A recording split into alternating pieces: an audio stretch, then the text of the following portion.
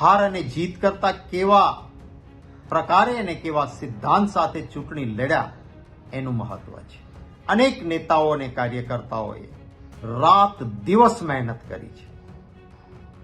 શામ દામ દંડ ભેદ સામે હોય એના સામે નિષ્ઠા અને પ્રમાણિકતાથી ડગ્યા વગર બધાએ મહેનત કરી છે.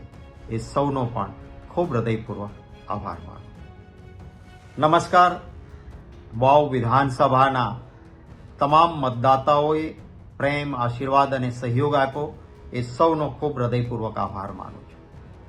સતત પહેલા રાઉન્ડથી કોંગ્રેસ પક્ષના ઉમેદવારની લીડ વધતી હતી.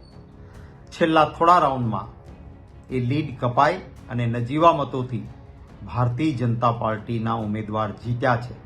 જીતેલા ઉમેદવારને મારા તરફથી અભિનંદન. અમે થોડા મતોથી ન જીતી શક્યા એનો રંજ જરૂર છે, પરંતુ હાર અને જીત એ લોકશાહીમાં થયા કરે. હાર અને જીત કરતા કેવા પ્રકારે અને કેવા સિદ્ધાંત સાથે ચૂંટણી લડ્યા એનું મહત્વ છે.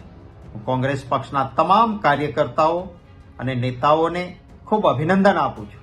હૃદયપૂર્વક આભાર માનું છું કે એક ટીમ કોંગ્રેસ તરીકે બધા સાથે મળીને વાવ વિધાનસભાની ચૂંટણીમાં સૌએ મહેનત કરી અને લોકોએ પણ તમામ જ્ઞાતિ, વર્ગ, જાતિના તરફથી પ્રેમ, સહયોગ અને આશીર્વાદ આપ્યા. એ સૌનો પુનઃ આભાર માનું છું. અને આવતા દિવસોમાં અમે સતત લોકોની વચ્ચે રહીને કામ કરતા રહીશું અને લોકોના પ્રેમ અને આશીર્વાદ સાથે લોક પ્રશ્નોને ઉઠાવતા રહીશું.